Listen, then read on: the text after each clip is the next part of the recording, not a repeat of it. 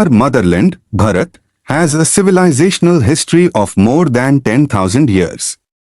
The world marveled at our economic prosperity, cultural diversity, scientific heritage, intellectual prowess, architectural grandeur, and many more. At the dawn of the 11th century, Turkic and Persian invaders plundered and devastated our land to establish their religion and satisfy their greed.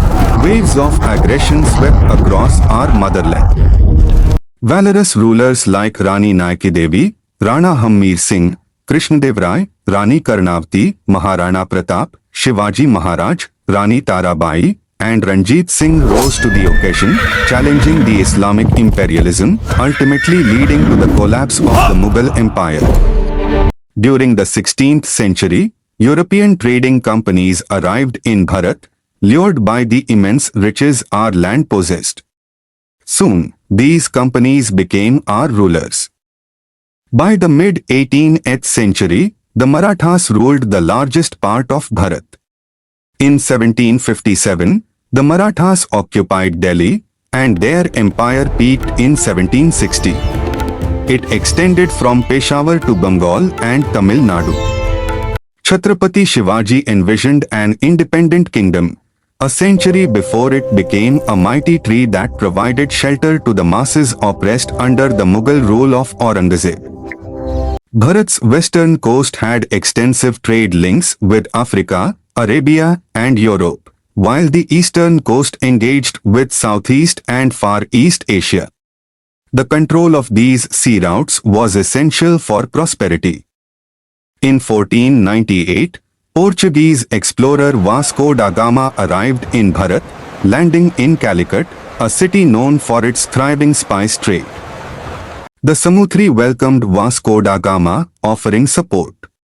But local Muslim merchants grew suspicious, sensing that the Portuguese came not only for trade but as armed spies sent for conquest.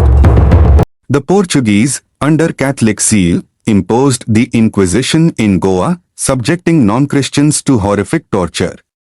Many were burned alive, their homes destroyed, while temples were desecrated. Rani Abbakka Chota, the first woman freedom fighter of Bharat, fiercely resisted the Portuguese when they sought tribute from her kingdom. Her courageous stand inspired many. The Portuguese sent envoys to demand tribute from Rani Abbakka, but she refused. This led to the first battle, which the Portuguese lost. Rani Abbakka's unwavering courage forced them to retreat. Rani Abbakka mounted a surprise attack on the Portuguese, killing their general and 70 soldiers. The Portuguese were forced to abandon the fort in fear of further attacks. Despite her eventual defeat and betrayal by her husband, Rani Abbakka continued to fight. Imprisoned, she laid down her life, but her spirit of resistance remains immortal. Chhatrapati Shivaji recognized the importance of naval power. He commissioned 400 warships, strengthening the Maratha navy to protect the coastline from European invaders.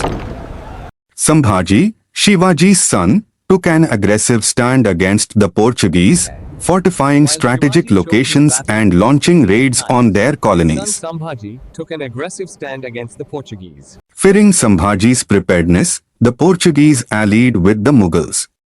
Yet, Sambhaji devastated their territories, reclaiming over 40 square miles of land.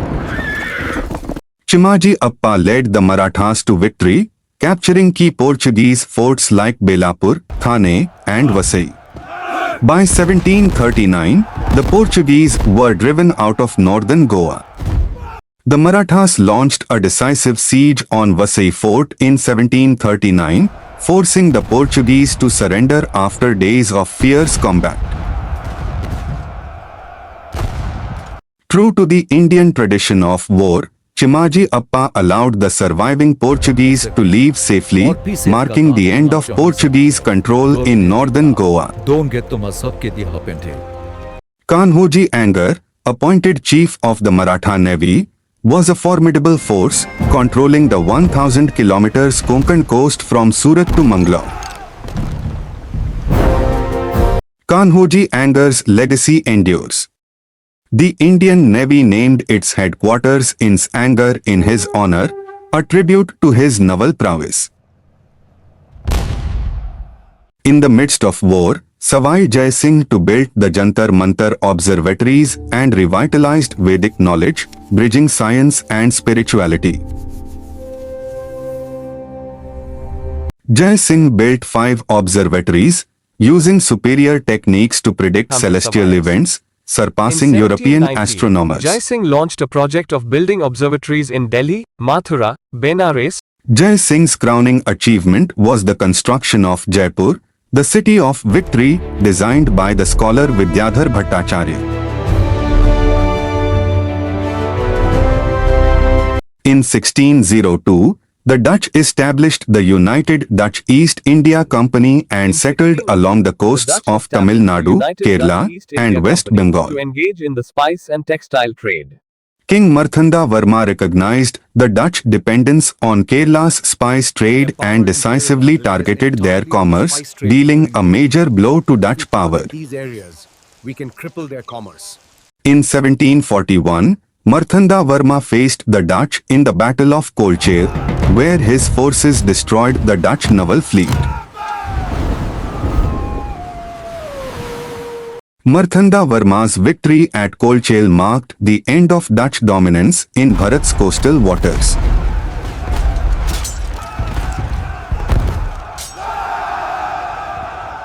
Following their defeat, the Dutch signed the Treaty of Mavelikara, bringing an end to their colonial presence in Bharat.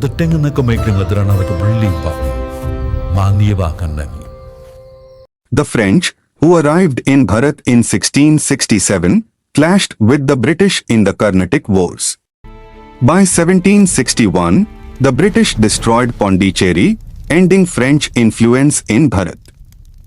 Thus, the British emerged victorious among the European powers, beginning nearly 2 centuries of colonial rule in Bharat. How did they succeed in ruling us? How did we regain our freedom? We shall explore this journey in future lessons. Next 2 centuries.